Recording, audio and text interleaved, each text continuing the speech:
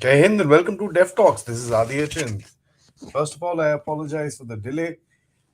You know, these systems sometimes give you a little bit of trouble, and especially, I guess, I've targeted my friend China. Just kidding. I think there was a little bit of a system glitch. I had to restart everything. So I'm back and ready with the update on Ukraine. Tanks are flowing into Ukraine like literally water. And the Western analysis talks about these tanks being the war winning weapon for Ukraine. Will it actually be the case? Or will this be another way to keep the war going for the West? Because there is basically no other way else out of this particular situation. What's going to happen? Is Russia actually going to accept this particular interference from the West, or is he going to take some action against it? We need to analyze these entire things because there is quite a lot which is happening in this world because of the Ukraine war. A lot of our lives have basically changed because of the Ukraine war. India has come onto the central map of the world because of this particular war. So there is quite a lot which is happening that we need to analyze. And for that, as usual, guys, I have some slides that I have got up for you, which I would like to discuss and show you so that we can all understand what exactly is taking place in Ukraine. But before I begin, please do like this video, subscribe to the channel. Of course, there is no question.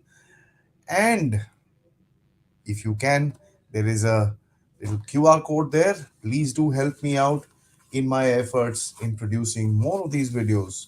I hope, and I'd really like some feedback. This was the first weekend where we did two videos on the day, and I plan to do it every Saturday and Sunday from now on, as far as I can. So I'd just like some feedback if you guys are all right with it, and of course the subjects that we've covered this week. Let's get into it now. This is something interesting that I found with regards to it's a nice little cartoon which depicts literally the NATO crossing over a particular red line.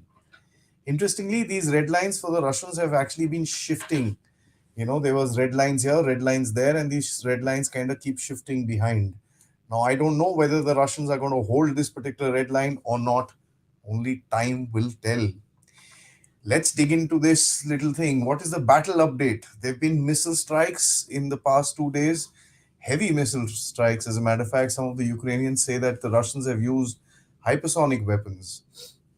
So I was talking to someone who, where I was trying to understand why these things are being used. Probably they're testing them, probably they're showcasing them to the rest of the world, or giving a warning with regards the potency of these weapons, because Ukraine does not have that kind of air defense left that they would be worried about interdiction of their missiles. Of course, these strikes have happened in two interesting cities, which are in Odessa and Nikolaev. These are in the southern part of Ukraine. I'll just show you, yeah, these two little stars which are here. The one on the left is Odessa, and the one in the center is Nikolaev. A lot of analysts are now saying that these are the places where a lot of the Western weapons would come into storehouses and warehouses, where they would be kept, inventoried, and then kind of distributed to the rest of the front.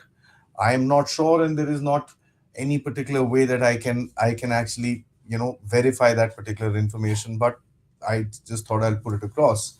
Vugledar, which is a city in the southern part of Ukraine, a part of the main line, as I've been showing you in the past two episodes.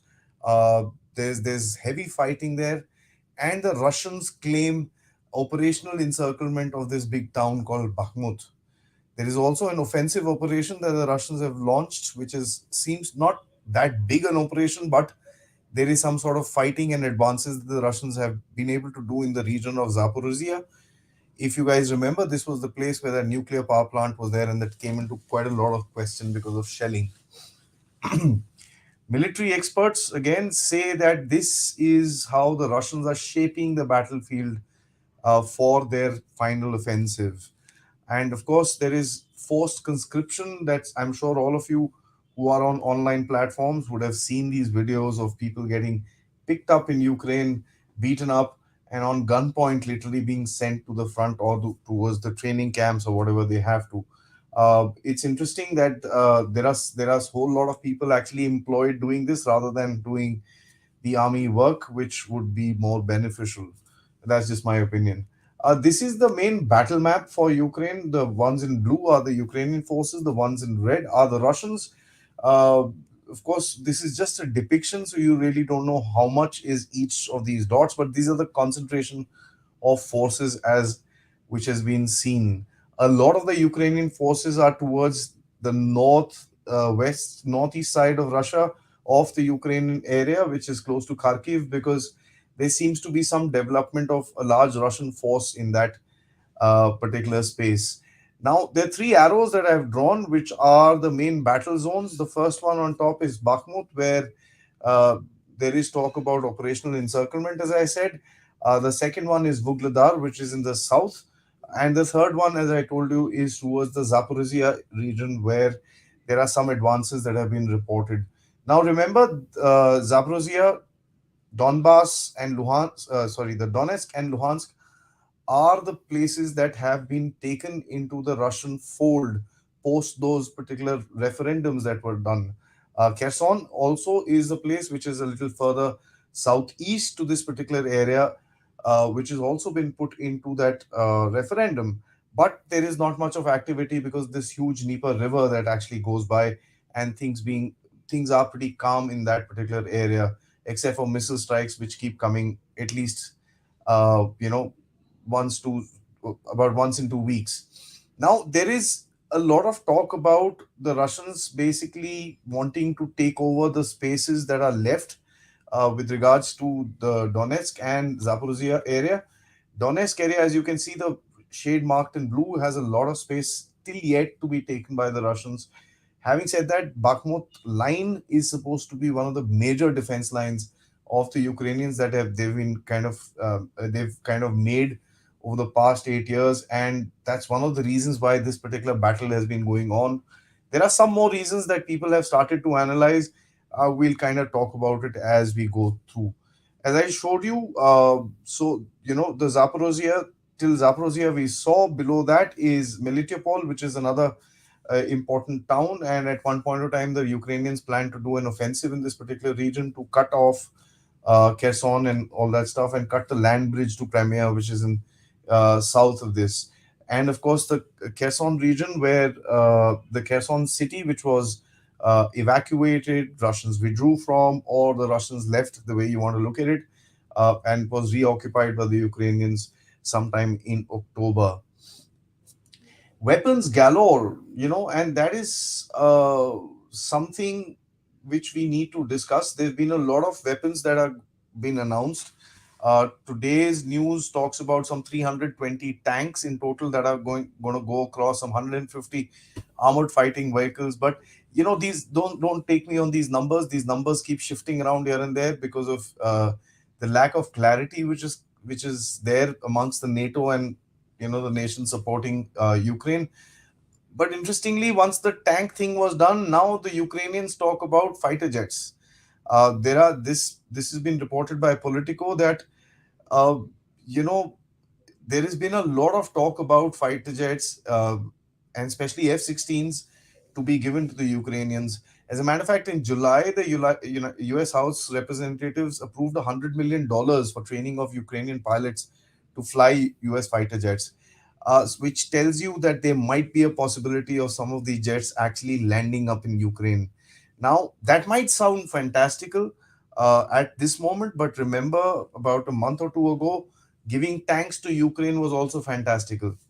Giving missiles to Ukraine was fantastical because Ukraine was supposed to be only provided with defensive weapons at the beginning of the war. Having said that, General Zaluzhny, who's the chief of the Ukrainian General Staff, he gave an interview to The Economist last about a month ago, where he asked for some 500 tanks and some this and that and the other. What is coming to Ukraine? Of course, 300 tanks. So my question is that why is the West giving so less? Why? Because I asked this question is there are now questions being asked about the casualty figures in Ukraine. And I'll show you some facts. I don't know whether we should actually go by it. My personal estimate last time was about 150 on 60,000 troops. with about 450 or 400 or 450,000 troops in terms of their their losses. But let's kind of see this a little further and figure out what's happening. Now, the tank game is very interesting. To give or not to give was the fight first, we all know. And funnily speaking, the United Western or collective West, or as I think Mandar is referring to as the globalists, uh, basically wash their dirty linen in public. They could have had all these discussions at the back end, in the back doors, but all this was done in the glaring eye of the media. And that is very interesting to me. That tells you that most of these countries don't really trust each other with regards to whole lot of things. Now, I want to talk about, you know, uh, Germany first, because Germany had said that we will only send tanks to Ukraine only if US gives it, right? So that's something that was very, very critical. And then you had Joe Biden coming out and said, we will give 31 M1A1, not M1A2s, M1A1 Abrams tanks, which are the main battle tanks of, not really main battle tanks. I mean, main battle tanks today are M1A2s. These are the older battle tanks of the Americans that they will be giving to Ukraine. Germans, Olaf Scholz had to come out and say, okay, fine, since you're giving, I will also give. Now, Germany is interesting because the last time German tanks with that Iron Cross went into Ukraine was in 1941. And we all know what happened after that. So Germans had this little bit of a reservation, which was very clearly enunciated by a lot of politicians within within Germany as well as in the European Union. One of the politicians actually asked that all our forefathers went into that place in the same tanks, in the similar tanks. Did you not learn a lesson then? And that was a very interesting sort of a speech that was given by this German politician. Uh, Now, Germany was put into a lot of pressure. There is no question about it. And Germany basically turned the pressure on the USA and said, "Bhai, tum do, to main aage kuch karunga. Otherwise, I'm not doing anything." So that was a very, very interesting thing that they basically just wanted to, push the ball amongst each other and figure out who will give the tanks first. Of course, the US had to take the lead. It is their project. It is their proxy war. They had to take the lead and say, okay, fine, we will give these tanks. Now, Germany was also being pressured by a lot of countries like Poland, Netherlands, Denmark, and all these places who use Leopard tanks. Um, because Germany was saying, if I'm not giving, I'm not going to allow anybody else to give because this is my technology and I don't allow it. So the seller country does have a certain amount of hold on these particular things. So there was a lot of pressure coming across. Poland, of course, was very enthusiastic. They wanted to, put it across and give these tanks. Poland has given almost 200 odd T-72s along with some, contribution from some smaller countries as well. I believe they're giving another large quantity, about 60 or 80 of these tanks, and Poland is going to be the biggest donate contributor. I wonder how many tanks Poland has got left for itself because they're also trying to raise an army of about 200 or 300,000 people where they're trying to do some mobilization within Poland. Now, the big question is going to be that the difference between a Western tank and a Russian origin tank is that the Russian origin T-72s have three people in the tank, three crew, as General Narayan was telling us the other day. The Western tanks have four. So the requirement of manpower is going to be a little more for the Ukrainians, and the pressure actually goes up in that particular aspect. But funnily speaking, nobody really talks about that because it will kind of give way with regards to how these tanks will be manned, who will man them, and how they will kind of go into battle and how what will happen because there has to be a complete change of the Ukrainian fighting style for these tanks to be employed effectively within battle. And that is something very, very interesting because which also brings about the question is that when these tanks will be coming into the game, when would they be actually employed within Ukraine? Because when we asked the West, when we asked when a lot of journalists asked the Americans, they said it will be months before the tanks would actually reach. Now that is interesting because if it's going to be months, I don't know what will be left of Ukraine in that particular time. As a matter of fact, there was an interview in English that was done with President Zelensky, who said in the interview, asked him that if these tanks do come in about August, how do you see it? He said it will be too late. So that's something which is very important, because these tanks in numbers and all that stuff is great. And I'll give you a small example. These are all pledges.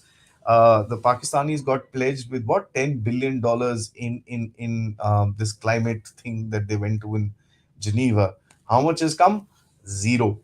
So that is the entire thing. A lot of these countries would give out these commitments just for the press part of it. They'll do this, that, and the other, so that the issue calms down at that particular point of time. And then what actually comes across will be a totally different thing. So we'll have to kind of keep an eye as to figure out what exactly is going to come into Ukraine when it does come into Ukraine. The Germans are confident in their saying that we will be able to give our tanks in March.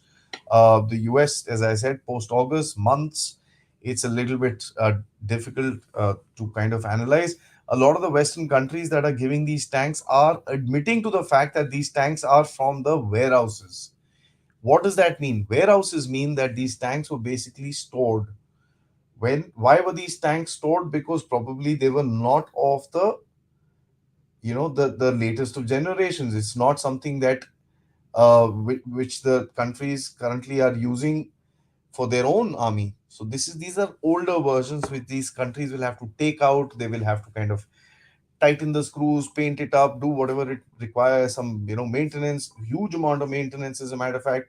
And we'll talk about that as we go forward and push them across into Ukraine. They'll have to go through a whole supply line, come into Poland, and then enter the battlefront. And if they do reach the battlefront, because if I am anybody, I would be hunting for them as a main motive. The you know the Americans, funnily speaking, are removing their active armor. Right? They've got this depleted uranium, some alloy. I'm not too uh, perfect with the specifics of it, but there's some very important technology, and it's a predominant technology that the US has as an armor for their M1A2s, and they had it for the A1s as well. They are removing that because they had said that we don't want it to fall into Russian hands. So these tanks will be having their own, thickness and armor and stuff like that, but the active armor will be taken out. This is exactly the same way that the US removed the capability of HIMARS to fire long range missiles when they gave them these particular HIMARS systems back last year. So that is interesting. The US has a little bit of a fear in terms of that. The Leopard 2 is being spoken about. There was a hashtag run, free the Leopards and stuff like that. Crew 4, which is one more than Ukrainian main battle tanks, as I discussed. Multi-layer composite armor. This is not active. This is this thing. The Germans have active armor for their own tanks.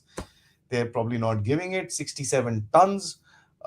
It's a heavier tank and 120 millimeter NATO ammunition. Now, NATO has standardized ammunition that they are kind of using. The Challenger. Now, I think the British are giving about 14 or 16 of these particular tanks. Uh, again, four crew. There's a semi-active armor, which is the Dorchester particular armor that protects against direct hits. Now, direct hits in certain spots, of course, are fatal for any tank, but this thing does have a little more protection as far as anti tanks and stuff like that is concerned. But that depends on what kind of a shell was fired at you. It was If it's these uranium depleted uranium shells, it will actually go through armor as well. 75 tons, which are heavier, much heavier, and it uses non-NATO standard ammunition. So Britishers have their own ammunition which goes into this, creates a little bit of a challenge in terms of the supply chain. And we must understand that this is the times of battle.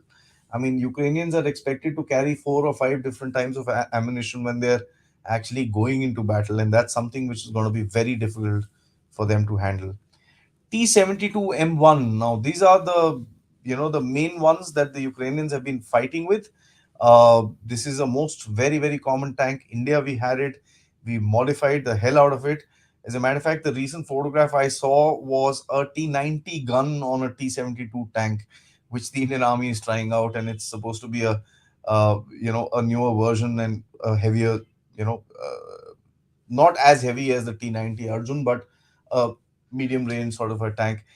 This is, slower, but it's been there. It's sturdy, and that's one thing that works on this particular battlefield, because this is a very muddy and dirty area. So these tanks are a little more sturdier as far as the virality of these tanks are concerned, and that's something I think a lot of us will kind of vouch for.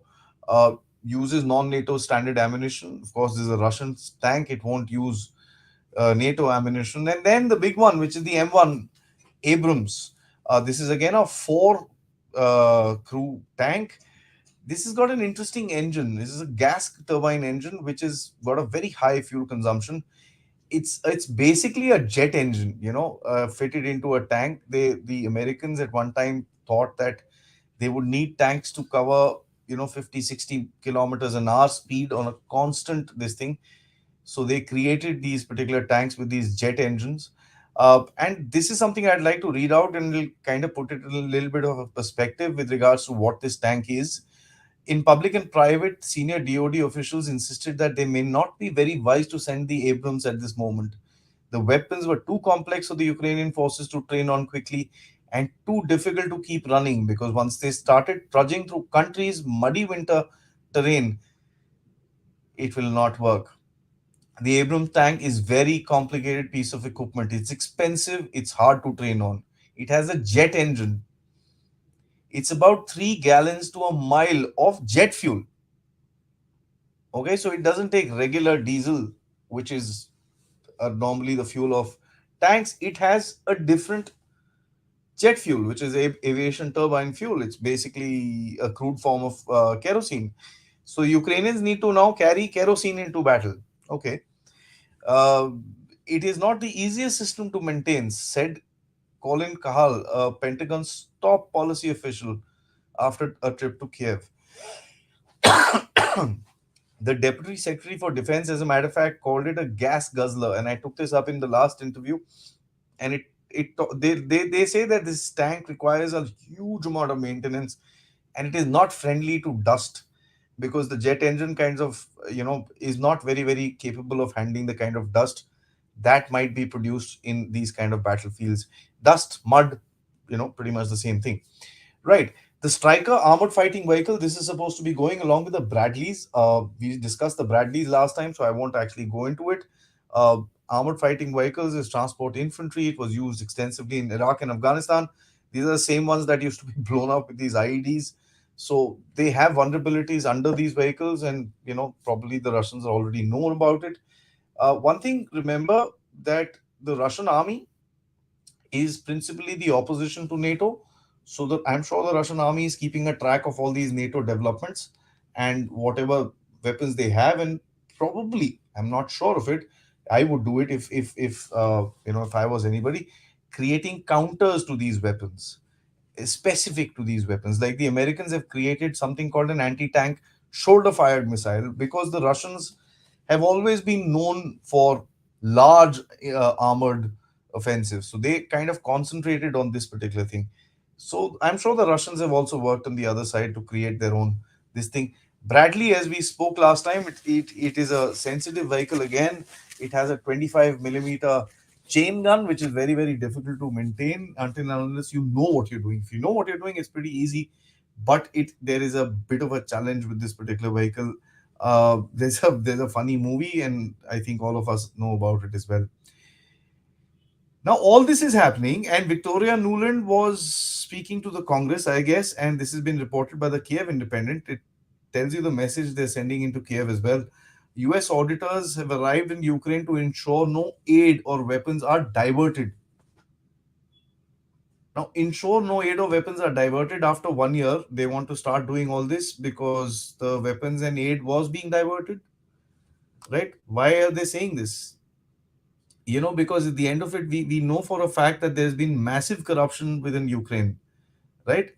And we will talk about those particular corruption incidents, and as we go forward. So let's see another thing. I also see that Hungary, which seems to be kind of drifting into a different direction, and he says Ukraine backers have drifted into a war. I wanted to put this across right now, to put that message across, because when I talk about these many vehicles, it actually seems the West is together and they're trying to do something for Ukraine in a very positive way. It is not the case, because the West are also quite divided, and that's something that we see, because at the end of it, Hungary is a member of the EU and NATO. So that's very, very interesting. Now, here is another news that came out of the BBC, especially, and this will tell you the cabal that works across, how the ecosystem works. The Russians have been talking about taking Odessa because that's their historical city, right? When this sort of a thing happens, the Western Alliance actually goes across to the US and designates Odessa as a World Heritage Site. Now, what happens if the Russians actually attack something? Oh, he's destroying the heritage of the world, culture, this, that, all that stuff will also start off. So, along with the 50 other charges that you've got against the Russians, you will also add destroying culture and civilization. These are all games that these Western media houses and the Western globalist cabal will actually play. Once you do stuff like this, it is very difficult for any country to kind of maneuver, because you're reducing the maneuver space for any country. We see it in India happening to us. I did a huge video about what I find to be a big conspiracy by the BBC by putting out these kind of reports. Now, the Zelensky also is asking for ATACMS missiles, which are long range missiles, and he's wanting to attack Russian territory in Crimea and mainland Russia as well. He talks about these missiles which are needed by Ukraine, and I'm picking up these things all from Kiev Independent, which is a Ukraine-based newspaper, and they also talked about aims to get 24 modern fighter jets from the Western allies. Now, this is interesting because this has been reported by the Kiev Independent and also the Politico, which is a Western, newspaper. Interestingly, the last paragraph reads: the priority for Ukraine is to acquire American F-16s. However, they are also considering the French Rafale, the Swedish Gripen fighter jets. भाई साहब, पैसे तो इतने हैं इनके पास, तो ये तो यू नो खरीद लेंगे यार. This is like, again, this country is sounding too much like Pakistan. हम ये कर देंगे, अभी हम मिसाइल कर रहे हैं, हम ये कर रहे हैं, खाने को पैसे नहीं है, हालत खराब हो रखी है वहां पर. Ukraine, there is no light, and they want to do all this stuff. By the way, a lot of this stuff will be bought under the Lend Lease Act. What that means is, even if the war stops today, Ukraine will be paying back the West for the next, I don't know, 300 years. The British took 70 years for them to pay off the debt of the Second World War. And the British during the 60s, 70s, 80s was a very strong economy.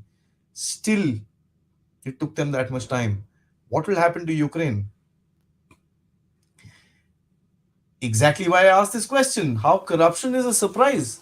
Now, interestingly, they took out the defense minister, right? The defense minister of the country was involved in purchasing rations for his own soldiers at a heightened price.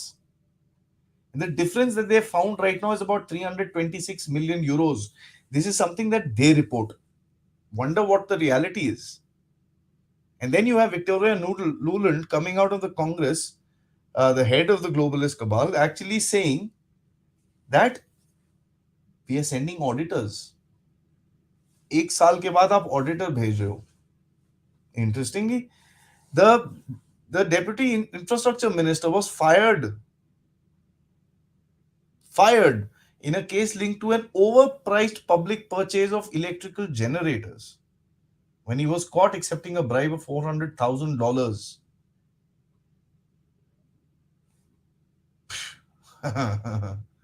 It's insane, right? Ukrainian officials have been leaving the country for lavish vacations. Some guy was photographed in Spain some time ago. Some guy was photographed in Miami. And as a matter of fact, now Zelensky's put a ban on officials traveling abroad during the war for non-work related issues. So no private trips.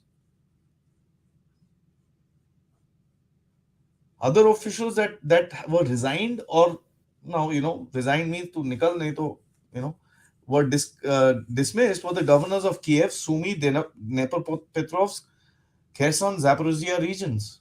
They were all removed. Why? Suddenly, this looks like a purge. Nothing but a purge. Probably these guys are corrupt and they've taken money, or probably they now realize that the war is gone to a point of no return and Ukraine is going to lose. They probably would have raised their voice, and you know what happened after that. I've written connections with Bojo and the CIA chief visiting Ukraine. You know, suddenly it was a surprise to me. Boris Johnson suddenly there. Oh, hello, hello. What's he doing there? He has been the messenger. He has good relations with Zelensky. So, any particular message of change that needs to be done, he's been doing it since the beginning of the war. So, I guess the West has sent him again. कि यार जाके इससे बात कर ये बंदे हैं they're bloody eating too much money remove him. The CIA chief went there for what? There was no particular importance that the CIA chief needed to travel. Hello, Americans have very secure communications.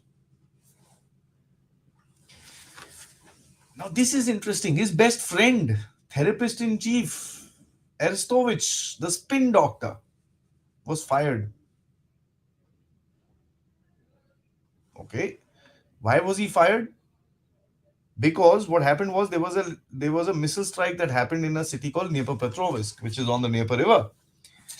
The Ukrainians call it Dnieper, and the Russians call it Dnipropetrovsk. Now, this gentleman actually came out and said, this particular missile directly did not hit the building. When we fired an anti-aircraft missile, it went and hit the, that these things came and fell down on the building, and that's why about 14 or 18 people died during this attack. And that's something which is interesting because it's probably the first time he spoke the truth about the war. Immediately, he was fired. The biggest spin doctor of Ukraine. Now, this is a news that I picked up from the Zimbabwe Herald. Africa, Global South, connect with this discussion. Global South, Africa says Zelensky government expands media censorship. Now, this is not big news. I've covered it before as well. Media censorship has been very, very hard in Ukraine. Any opposition voices are muffed out. As a matter of fact, one of the journalists of their main newspapers, who's been very loyal to them till now, said something somewhere, and she was told that you're not allowed to come into the country for 10 years.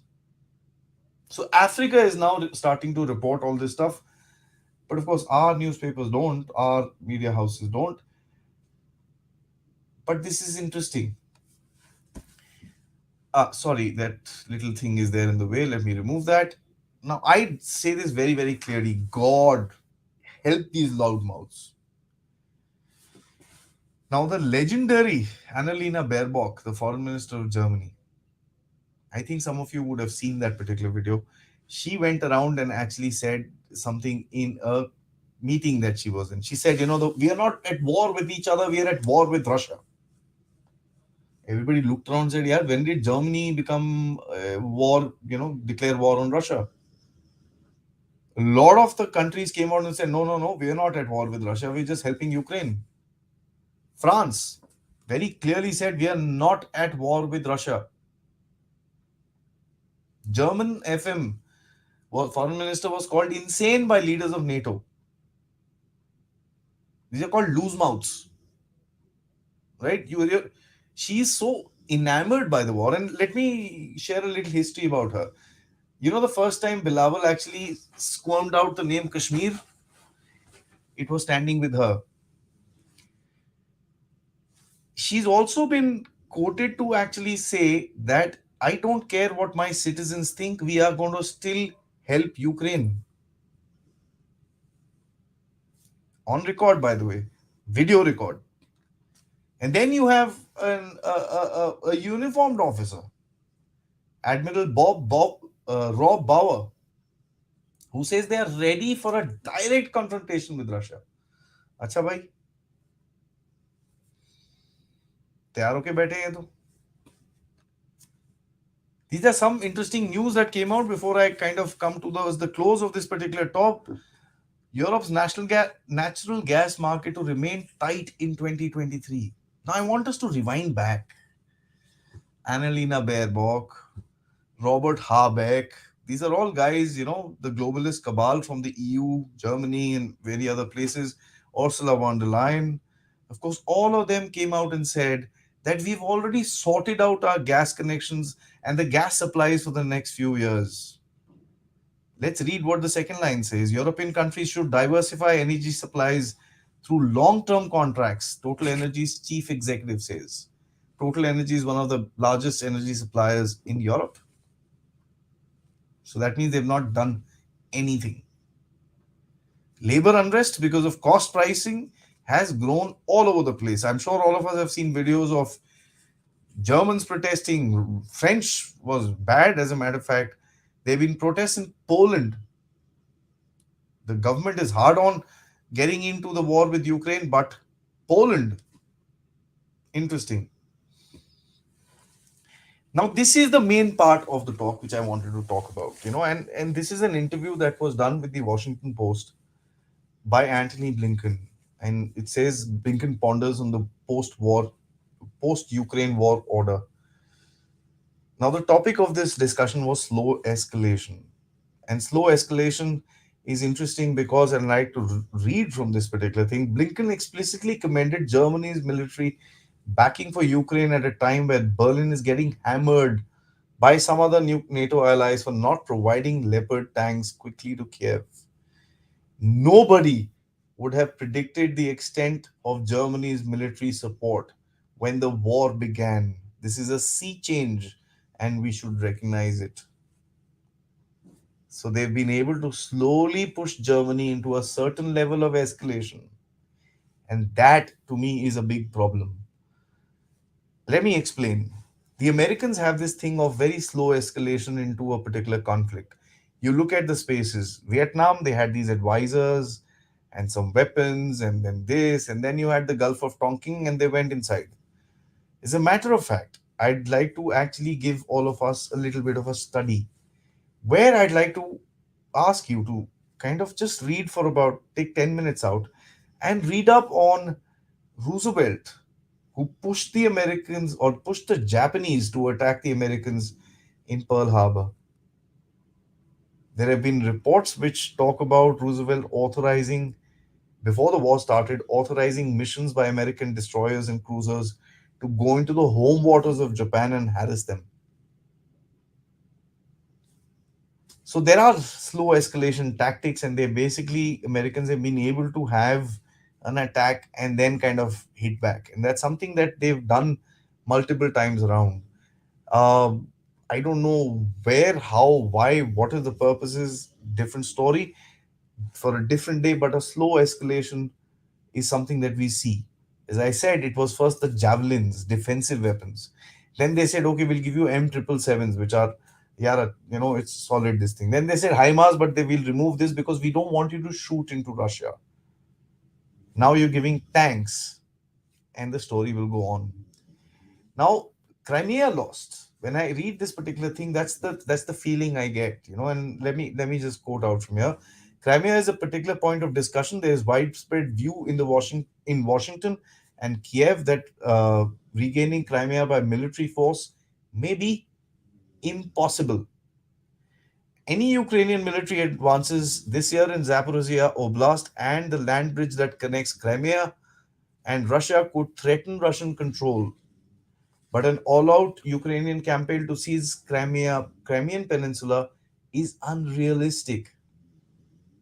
Many US and Ukrainian officials believe this. That's partly because Putin has indicated an assault on Crimea would be the tripwire for nuclear escalation. This is said by Antony Blinken. Now, this is interesting to me because the US is not going to come out and say, yeah, listen, Russia, we made a mistake here. I mean, let's calm down and all that stuff. This is how they do this. They'll start building a certain narrative somewhere that, this part we can't. After some time, they're going to say, okay, this part we can't, this part we can't. And the balkanization of Ukraine will finally take place. I guess they know what's coming, and they're going to build a narrative slow and steady to go forward. Let me just read the next one because I want to spend a little time on this, so that this is the main thing that I found, which is part of the discussion.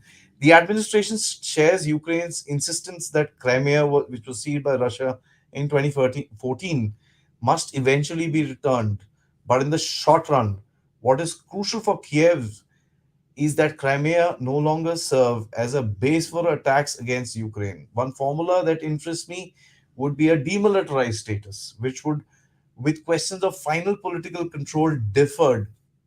Ukrainian officials told me last year that they had discussed such possibilities with the administration.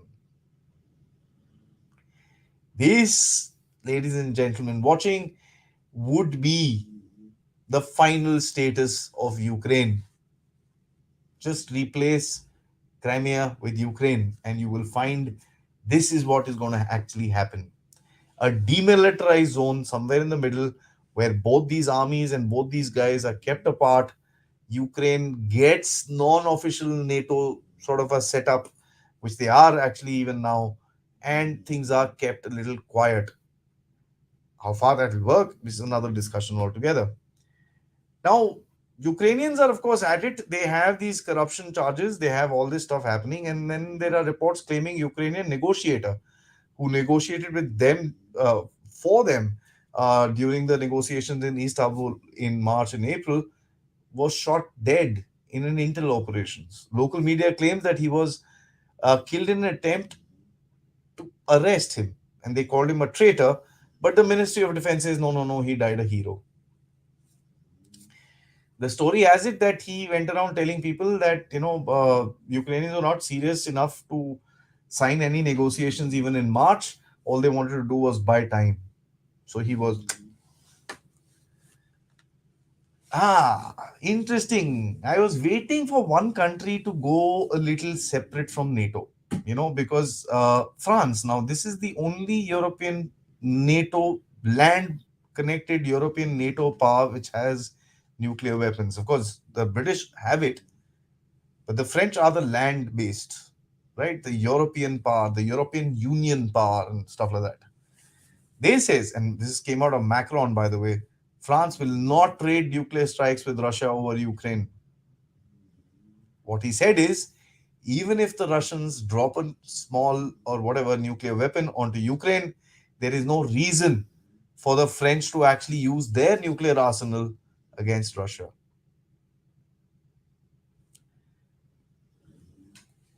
Now, this is interesting. Whenever I do these discussions about Ukraine, I get normally one or two hate mails, and I'm called Putin puppet, Putin propagandist, and the best one, a Russia lover. Yeah. There's another one that I'm forgetting. So these names kind of come my way, and that's very interesting to me, because one time I actually said this, that this is a proxy war, and this is being fought the way it is being fought. That was a hateful day, so I got a lot of mail. Somebody is sitting there amongst the people that are watching, who watch, or somebody watch is later. Funnily speaking, now the Ukrainian defense minister, by the way, the same guy who was caught with buying expensive food for his own soldiers, he says we are a de facto member of the NATO alliance. He went on to say actually that we are ready to give the blood, but the NATO needs to play its part and give us weapons. So he's very clear who he's fighting for. He's fighting for NATO, right? So this is the propaganda which has happened. They have been told that by you're fighting a holy war sort of a thing. Where did we hear this the last? Afghanistan. And that is exactly what we are seeing in Ukraine. They've been made to believe they're the best democracy, liberal democracy, and this and that, and they are fighting for the free world. And this is the arrogance that actually comes out after 9 months of fighting a proxy war. The biggest problem about a narrative is that sometimes you end up believing it yourself. Last few slides. Trump, my favorite, actually, sorry about that, made a claim that he would strike an agreement between Moscow and Kiev in 24 hours. Trump style, But one thing is for sure, if Trump was there in power, this war wouldn't have happened. I mean, that's just my opinion, my thought process. Maybe right, maybe wrong. I'm not sure. And this is very interesting. The Spectator is a Western magazine, very well connected, very connected, right? Very well connected and very well read across the US.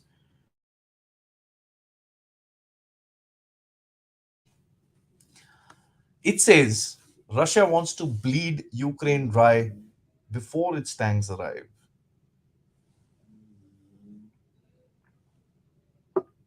Now that's very interesting because there is no timeline for these tanks to arrive.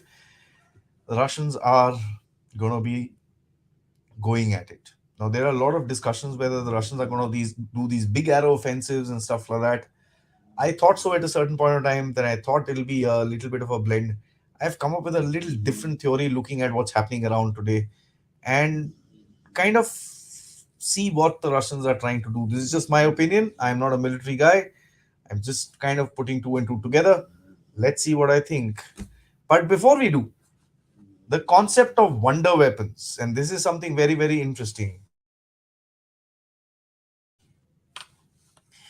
The first, they were the javelins and the in-laws. We saw all these videos coming across of these javelins being fired and this and that. Half of them was the same video shot from different directions onto a target tank of some sort. But anyways, they did shoot down a lot of Russian tanks, and they were supposed to be the wonder weapons that will win the war. Then the next wonder weapon that was supposed to win the war was the M777.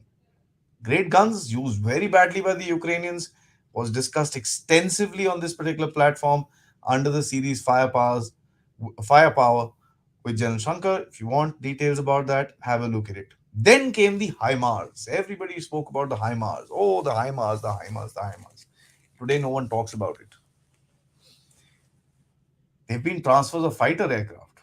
Some people say to a point that about 150 MiG 29s were given to Ukraine. And even today, the MiG 29s are flying, some of them. But this is what has actually happened. Tanks, the next game changer. Leopard 2, M1 Avron, the game changers of the game, right? Then there are talks of F-16s. So we've come up to this point. What next? You'll give them submarines to hit the Russians in the Black Sea? And if all else fails, will you give them the nuclear weapons? You've given everything else. First you said no, and now you're giving everything else.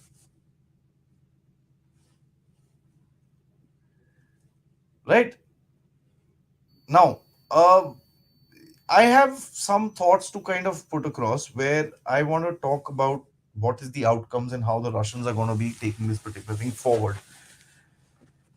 The Russians have said this is a big red line and this and that. Let me assure you, the Russians are going to be interdicting all these weapons that are going to come inside a little more aggressively than before. I would do that. Okay, so that's common sense. Secondly, I personally feel that the Russians are not going to go in for these big arrow offensives. What they're going to do is kind of just inch forward, inch forward, inch forward, inch forward to gain up their this thing. It is called an economy of force sort of a mission where you're not expending your manpower to the extent where you're going on to this thing, because when you go for big offensives, you have big losses. What the Russians have been doing in the city of Bakhmut is basically encircling the Ukrainians in a lot of places and pounding them with artillery at a very little loss rate to themselves. Now there is a company which has come out and actually said what is the actual loss rate for the Ukrainians. This company is called the Stratfor. It's done a report which talks about the loss rate that the Ukrainians have actually gone through, which is something fantastical. And that's I mean, the kind of numbers that they're talking about is absolutely mind-boggling. Because as I told you, my numbers were around about 157 to 160,000 troops that the Ukrainians would have lost. This particular website talks about, and hold your horses, 305,000 losses by the Ukrainians during this war. and about 450,000 further losses in terms of casualties. Now, if that being true, what this particular company claims is that the Ukrainians were transmitting this data to the Pentagon. It got hacked and leaked or whatever it was, and this is the actual figures. There's been a study that the BBC has done, which talks about 16 or 18,000 troops loss by the Russian army as well.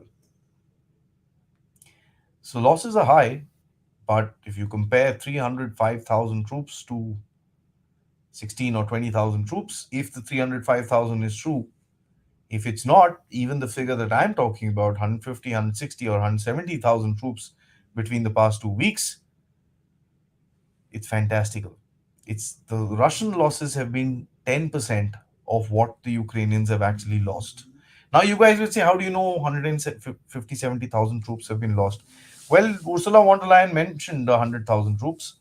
After that, at the loss rate of about 700 men a day, you come up to about 120,000, and the Ukrainians themselves have accepted, uh, missing in action of about 35 or 40,000 troops. These are guys who've not been able to identify. The Russians have been talking about burying a lot of the Ukrainians on the field. A lot of people unfortunately get stuck in an explosion, and it's very difficult to know how many people died in a particular, site. So this is what the reality is. The factor of slow escalation is something that concerns me, right? Because we see a certain amount of change in the Western narrative in terms of the tanks. No tanks, then tanks. No long range missiles, now they're talking about that. No to fighter jets, now they're talking about that. What is this actually going to end up to is something that we need to be concerned about. I'm going to get into your questions. Of course, sorry for taking that much time, but there was a lot of information that I wanted you guys to have. Right, it's not the usual military industrial complex. Adi, okay, I am not sure what you mean by that, but yeah, the MIC is quite responsible for what is happening. It feels like a compulsive gambler gambling in Vegas under the influence of cheap whiskey and selling the family silver to salvage what is lost. Well, I think that's an interesting connotation because there is no way out. There has to be an off ramp somewhere. Some country needs to be talking to the Russians. No Western country is currently talking to the Russians. Uh, I think Scholz tried it, he got a mouthful. Macron tried it, he got a mouthful. They have to find someone who's going to be talking to the Russians and the Ukrainians on the same side. Uh, India, interestingly, has been sitting in this summit with NATO. Uh, I don't know if that is what the summit is all about. I'm not sure. We'll only get to know in due course when things start to move or don't move in this particular direction. I don't understand this Russophobia from the Democratic Party. During the Cold War, Republicans were Russia hawks, but when the Cold War ended, something strange happened and all things flipped. So, Russophobia is both ways. Democratic, no, I don't think so, because it is also the Republicans that are signing off on these deals. They are quite happy with what's happening. If somebody's going to turn around and tell me that Republicans are against this war, well, very few. Today, the concept in USA is being spoken about as a una party, that they are separate but they're together. A lot of people attribute it to money laundering and a whole lot of other things. I'm not sure about that, but yeah, it kind of makes a lot of sense with the kind of corruption which is happening. Mandar says the globalist left has no space in Russia, and so the Democrats hate Russia. Yeah, of course, the globalists have dominated the Democratic Party. There is no question, but a lot of them are in the Republicans as well. And as a matter of fact, Taiwan's friend Mike Pompeo, who recently wrote a book, is also supposed to be a card carrying one. So, something that we'll have to kind of look at. The West is fighting a political war, Ukraine is fighting a funding war, Russia is fighting a real war. I don't know what Ukraine is fighting, sir, because that's not fighting a war. What they're doing is I'm not sure. I mean, it doesn't make sense to me because if I'm able to get this kind of information out, I'm sure the Ukrainian government also knows what's happening. And if they're still wanting to continue the way they are, It's fantastical. Now, I was talking to you about the economy of force missions where, the Russians are pounding the Ukrainians. The Bakhmut area is actually known as a meat grinder by both the sides. Why would you want to put your forces through something like this? It doesn't make sense. The Adani issue, BBC, and other issues show how West and China influenced the same way.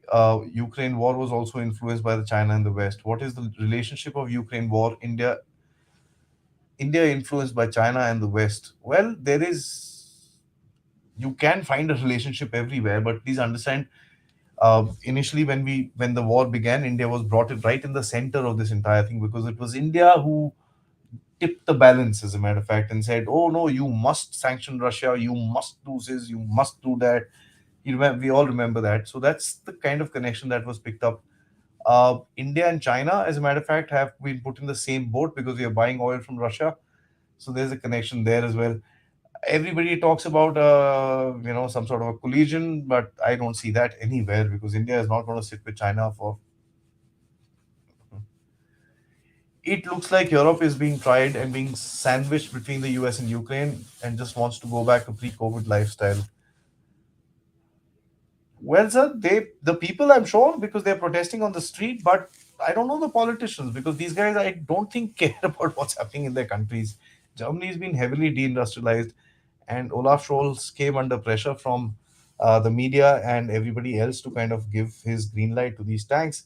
That tells you that there is just so much pressure with regards to what could a leader of a country, and Olaf Scholz, for that matter, should not forget that he's not a leader of just a normal country. He's the leader of Germany. Germany is a powerhouse. Let's understand that very clearly. They're not a small ruddy type country, and they're a powerhouse. Right? They're a great power at the end of it. You must look at it. They've got a huge amount of history, and they're being made to sacrifice their history. Where the Germans themselves said that we will not let this happen again in our country. They're going back with those same black iron crosses, crossing the Russian lines to kill Russians. Last time that happened didn't turn out well. Is NATO looking for a legal in to directly intervene? Is this the groundwork being prepared so that people won't question their precious tax dollars, where their precious tax dollars are spent to defend Western civilization, aka Ukraine? That's an interesting way to put it. Uh, and that's what you basically said what I'm worried about: slow escalation. So if they yeah, that's what it is. Covertly, NATO is already in. As a matter of fact, yes, the Russians actually say that the radio com is more Polish and French and English rather than Ukrainian. There are YouTube channels. There's a guy called Sibdiv, if I am not mistaken. I've seen one or two of his videos. He's a mercenary or a fighter or whatever you want to call it, whichever side of the line that you come from. Went across to Ukraine, fought there for a little bit, and as a matter of fact, his unit was all English speaking, American and British accents. So a lot of the fighting is being done by mercenaries, and because the Ukrainians have lost a lot of officers, a lot of NCOs, a lot of those line officers, which are this thing. Akshay, we can, if you want, I can discuss this protest in Ladakh with you separately. I don't find it to be a protest; it's useless. But anyways, we'll discuss it separately out. It's not part of the topic. Putin said Russia's military-industrial complex will prevail. That's an indirect way of saying that U.S. versus Russia war, and these other countries don't need to be a part of it.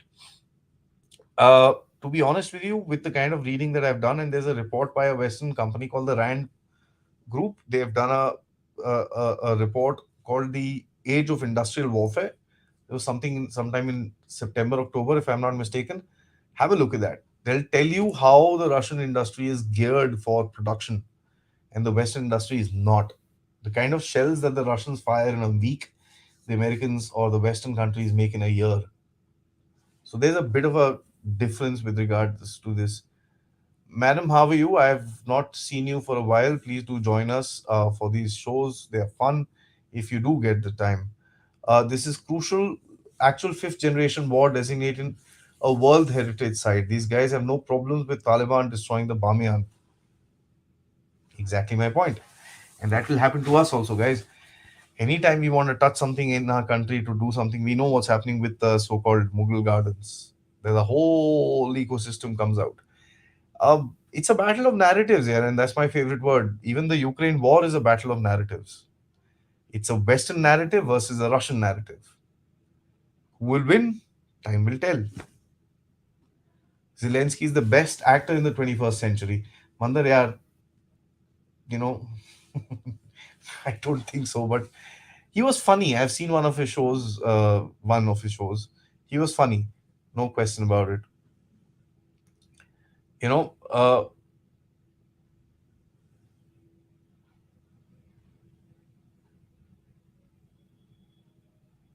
yeah. Sorry, I have to. I kind of missed my place, so I was just getting into it. Hello, Adi. Do you think that the hurried exit of USA from Afghanistan was because they were planning to start a new war front in Ukraine? Gosh, no, sir. It's quite possible because this kind of stuff was actually happening before the withdrawal from Afghanistan. Remember, tensions in Ukraine actually started off sometime in September itself. That's the time when the Ukrainian army first time kind of launched up certain small offensives towards Donbass, and the Russians actually, came very close to Ukraine and the war. There was a bit of a fighting that took place on the border, and then the Americans calmed things down. If you remember, Putin met Biden sometime in December. They both, promised each other that nothing will happen, and then in February, the balloon went up. They're basically making a new Middle East between Russia and old Europe to ensure that contact is cut like that, like it happened in the East. That's why I say white Afghanistan. Anikesh, I'd actually call it Ukrainistan. So, right, if Russia claims to have taken over Luhansk, by doctors have said there is no to treat Wagner Group injured fighters. So, sounds like propaganda, but whose? I don't know where you've got this particular thing from. If you can give me a source, let me analyze it. I have somebody on the ground as well. I could check with them and come back to you because I sounds like propaganda, but you know, the Wagner is a weird organization. It's a private military force. There's been tensions between the Wagner and the army, the regular army as well. And as a matter of fact, the Bakhmut battle is being fought like a private little war by Wagner. By the way, they've got fighter aircraft, they've got a whole lot of things, they've got ships as well. So they're not a small little force, they're a large force. Uh, they've got a funny system in their country. If there is a guy who's done some bad crimes and stuff like that, they ask him, listen, you want to redeem yourself? You come join here, fight for your country, and then we'll let you go. So a lot of these, ex-cons and all that stuff are also there in that. As a matter of fact, that's the same thing in the French Legion. So I don't know why anybody would have an issue with that. We accept the French Legion as legionnaires, but the Wagner as something else. I don't agree with the concept of PMCs. Uh, so the Wagner was there. The Americans also created one in Ukraine called the Mozart. Funnily speaking, they got their backsides beaten and they've kind of gone away from there disheartened. I believe Putin has deliberately launched this operation to break both the West and China during COVID. Both were at their weakest. He's prolonging it to send the West off the cliff. Well, I that'll be a little fantastical if it's true, but I yeah, thank you for your opinion. I don't know what to say to that. My contacts in Russian sphere tell me that Russia knows that existential threats to Russia comes from China. I've been saying that for a while. The Chinese and the Russians are beneficial friends at the moment. They are part of a you know they need each other today. The RAND organization is advocating Ukrainian settlement. It means CIA is starting to settle the Ukraine war. Of course, sir, the title does seem so. Read the report. It's a little misleading. They've given both sides of the story. Let me be fair. It's both sides of the story. But at the end of it, they do mention the dangers of escalation, slow escalation as we speak. So, partly, absolutely, I agree with you. Partly, I don't. So, I mean, not with you as per se, but with the RAND study. So there's a little bit of a difference, right? Okay, let's go down. Putin toddies. That's a good one. Nandi, the Mandar, I'm going to kind of keep it with me, if you don't mind. NATO is NATO facade is a joke. Turkey is one third of NATO. Nida say more. Well, Turkish army is pretty strong. There's no question about it. They did hold up, and now I think, I don't know if the Polish would actually go forward with this 300,000 400,000 troops that they are mobilizing. Sweden and Sweden, I don't think is going to join NATO anymore because of the incidents that have happened. You know what, and I don't want to get into it for obvious reasons. Manda says these tanks will arrive after the war ends. Well, I don't know, sir. The Germans say March, but you never know. Quite capable. Uh, it's, you know, even if they get 300 tanks, what do you do with it? You don't have the manpower for it. You don't have the training for it. You don't have the supply lines for it. These tanks are maintenance heavy. When you get into mud and this and that, these tanks need to be maintained for every 5 10 hours of this thing. You need 3 4 hours of some guy with a screwdriver, and that's how the tanks are. It's not just here, that's how they are. Some tanks are a little more rugged, some tanks are a little bit worse. These are characteristics. Now remember, these tanks are just not symbiotic individual vehicles that can just go across and fight and stuff like that. They need a whole infrastructure at the back. They need supply lines, they need mechanics, they need fuel, they need replacement manpower, they need a whole lot of things. And then the whole manpower structure of your army needs to be changed. And in the middle of a war, well, it's can be done, but it's going to be difficult. NATO is not going to start World War III over Ukraine. I hope not, sir. I hope not. Oh God, I hope not. Because the first thing they'll cut is internet, and there goes my channel. Let me be very frank with you. Okay. Or else I'll have to call Elon Musk and ask him for a Starlink connection. Adi, how long Russia is going to export pipeline gas? Do you think Russia has alternative ways to get money to fund this war? Why should he look for alternatives? Because this is working for him. As a matter of fact, I believe his foreign reserves have actually gone up to about 540 billion. So he's making money. His What he's done is basically he's supercharged his military industrial complex. They're producing almost 250 to 290 tanks a year, and these are, the brand of the line T14s, which is their uh, brand new super modern tank, and of course the T90, which is there in the field even today.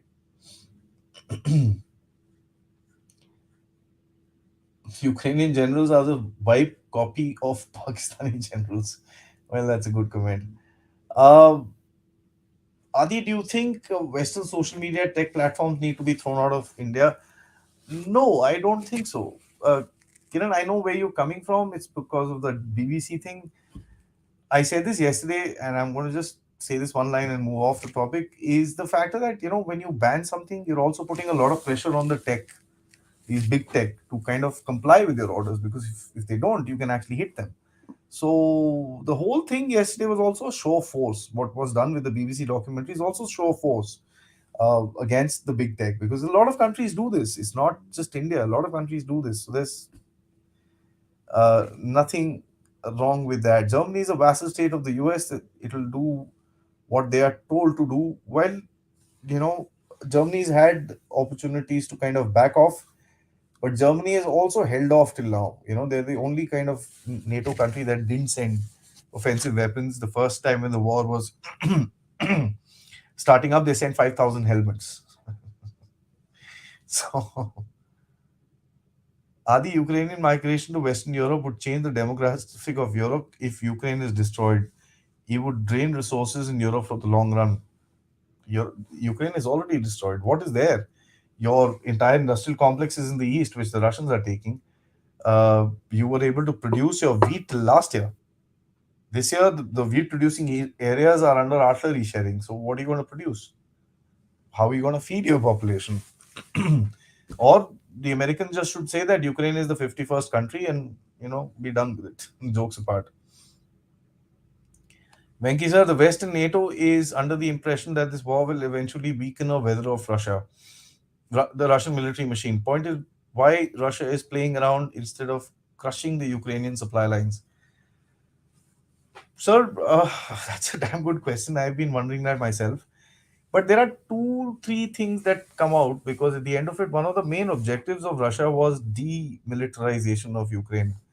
Now, if you go through Zapat and then you'll have to come to a point where you'll have to also streamline yourself. That won't kill everything. That won't destroy your infrastructure. That won't, you know, when I mean infrastructure, I mean military infrastructure. That won't kind of demilitarize Ukraine. Uh, it'll be the shock of it after that. After that, what? The Russians actually made a mistake while in the beginning to when they started the war. There's no question about it, and I've said this in multiple times. They expected Kiev to kind of either fall down or somebody to negotiate with them. That didn't happen. So they had to literally change their entire tactic sometimes in March and April and come up with this whole thing that they're trying to do. Uh, I don't know whether they're wanting to actually go ahead and power a crushing defeat because it'll create a humanitarian crisis, and I don't think that the Russians want that on their hand. If you look at the electricity strikes, they've been hitting Kiev again, again, again, again, again. They've not destroyed it, right? If you can hit a missile, you can hit a larger missile and destroy the damn thing. They're not. They're trying to harass the people. So it needs to be kind of looked at with a little bit of a different perspective. But a lot of us would feel that the Russians are not able to uh, do justice to a war, if I may. If there is anything that is called justice in a war, M1 M1 A1 Abrams is a disaster in snow and mud cocktail, and the Ukrainian winter is anything but terra firma. So the Ukrainian winter or the Ukrainian soil is about 4 meters of black soil. It's soft, it's very fertile, but it sinks. In certain places, is close to 4 meters. Why can NATO do without Turkey? Okay, I think that was an internal discussion. I'm sorry, I wanted to click something else. Adi, why is Russia reluctant to use its air power in Ukraine? Again, we must listen to what Putin has been saying. The problem is, the West doesn't listen to Putin, or you must listen to your opposition. Even in India, we listen to what Xi Jinping actually clearly says. The West doesn't. Putin has said very clearly, these are our Slavic brothers. We cannot kill them. It's difficult. So they've actually put very little pressure, and Arestovich, the spin doctor of Ukraine, he's got his own YouTube channel, so you can actually go check it out. He says that the Russians have actually played a very, very soft game. They've not come all out for whatever reasons. And the reasons are that they consider them each other to be brothers and they don't want to hurt the Ukrainians. The way a combined arms massive offensive will actually hurt the Ukrainians. So that is there. Plus, the Russians have been using a lot of air power. They've been using air power, especially for long range. A lot of these missile strikes are being done by long range bombers, the Tu-95, the Tu-160s, and the 190s and stuff like that. They've got these huge missiles, the cruise missiles, long range, 3,000 kilometers plus, who are coming inside and hitting targets in Ukraine. Loss of men in action by Ukraine is way more than Russia in recent days, and the open acceptance of the West preparing to send tanks and fighter aircraft. It shows the frustration of the war is already lost. Your thoughts? I absolutely agree with you. If the Ukrainians have been winning the war, why the hell do you need to send them tanks and this and that? So that's something that I agree with you. But having said that, there's also another aspect to this that we need to look at. Uh, the loss of men in Ukraine is going to come back to the population sometime, right? The population probably is insulated of this entire thing right now. They don't know what's happening. But when they do get to know, it is going to be quite a challenge for them to kind of comprehend. Now, why I say this is because till now, a lot of people were supporting online and stuff like that. We now are starting to get these little clips of people, and by the way, showing their face, saying that this is unjustified, we need to stop, and this and that. Also, we are also seeing these forced conscriptions on the road, so that's going to create some amount of resentment. People might not talk about it openly, but there's going to be problems. Uh,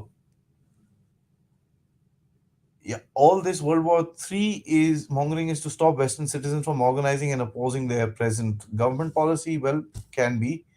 Uh, okay. Do you have more information on anti-tank dragons and Teastone formation?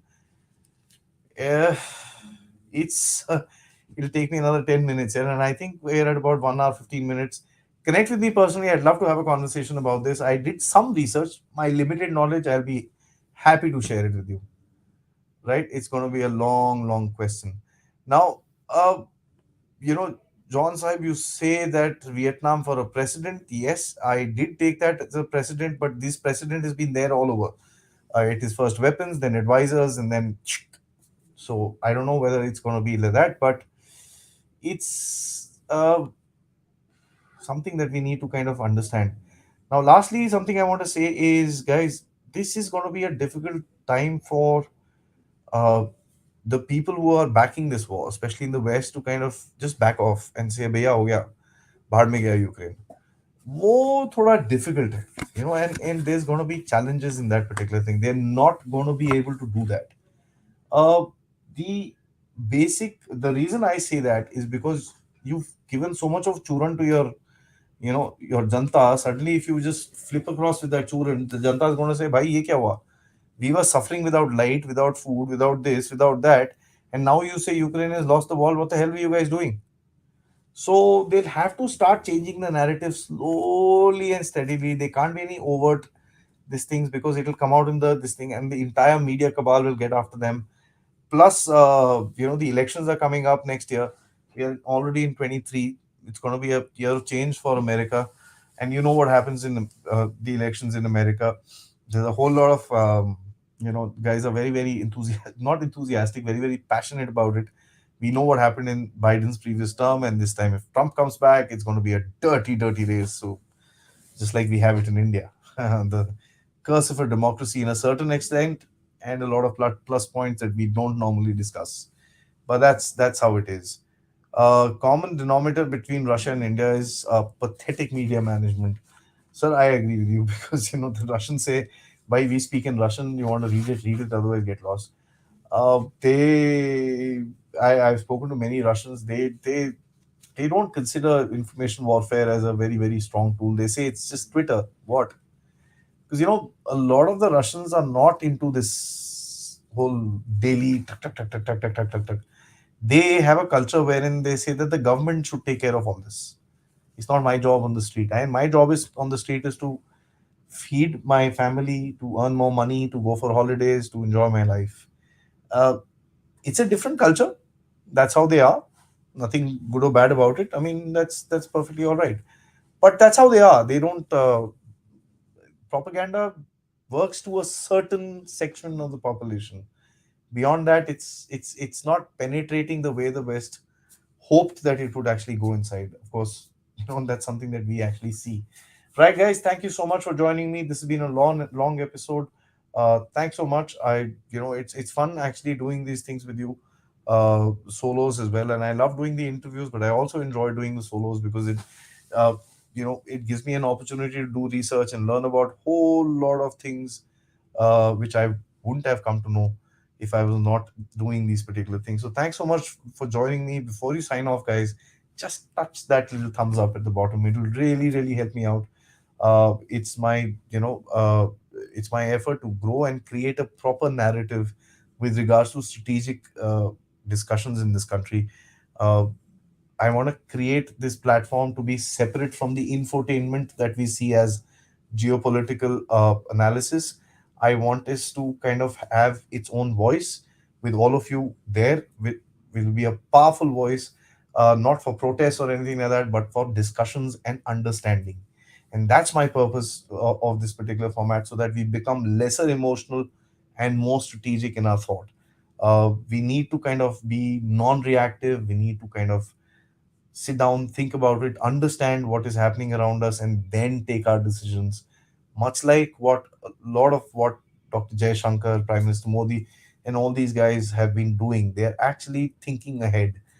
Strategic thought is something that we need to develop. I don't say I have it in no my humble words, but I'm working towards my strategic thought where I can think a little longer term, understand larger issues which are at play in the world.